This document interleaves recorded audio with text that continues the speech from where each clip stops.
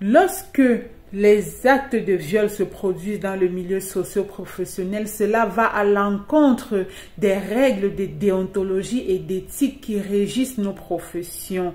Alors, on comprend bien que le violeur ou la personne qui commet l'acte de viol est quelqu'un de déséquilibré, est quelqu'un qui est en marge des règles de la société, est quelqu'un qui est en marge du vivre ensemble harmonieux, est quelqu'un qui est en marge de la loi, en marge du respect des saintes écritures, en marge du respect de la chose sacrée qui est le corps humain. C'est un déséquilibré, c'est un psychopathe, c'est un malade.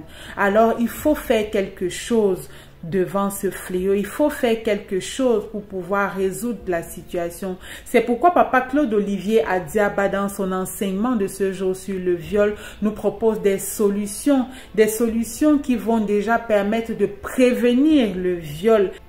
La prévention va passer par nous, parents, qui sommes appelés au respect de notre engagement que de donner la vie.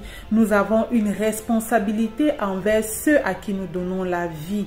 Nous avons une responsabilité dans le sens de leur protection, dans le sens de leur sécurité, dans le sens de leur épanouissement. C'est pourquoi nous devons être vigilants en tout temps et en tout lieu. Nous devons toujours savoir là où nos enfants se trouvent. Nous devons savoir avec qui ils se trouvent. Nous devons savoir quelles sont les activités qu'ils sont en train de mener. Nous devons communiquer avec nos enfants afin qu'ils nous fassent part des difficultés qu'ils rencontrent dans leur milieu de vie, que ce soit à l'école, que ce soit dans un groupe d'études, que ce soit dans les communautés qu'ils fréquentent, que ce soit au quartier et même que ce soit à la maison avec ceux que nous considérons comme étant les membres de nos familles.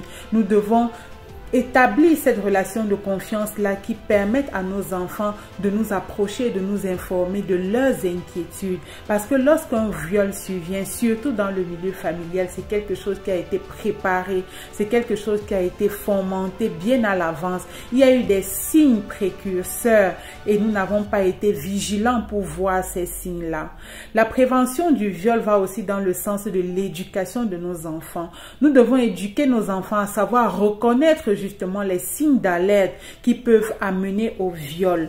Par exemple, les expressions du genre « ma chérie, viens t'asseoir ici sur mes jambes », du genre « ma chérie, tu es très belle »,« mon chéri, tu es déjà un homme »,« ma chérie, tu as déjà des formes, tu es déjà une femme ». Ce sont des paroles qui doivent mettre la puce à l'oreille de nos enfants, les amener à faire attention à la manière dont ils se comportent avec les personnes proches de la famille, que ce soit les amis ou les membres même de la famille.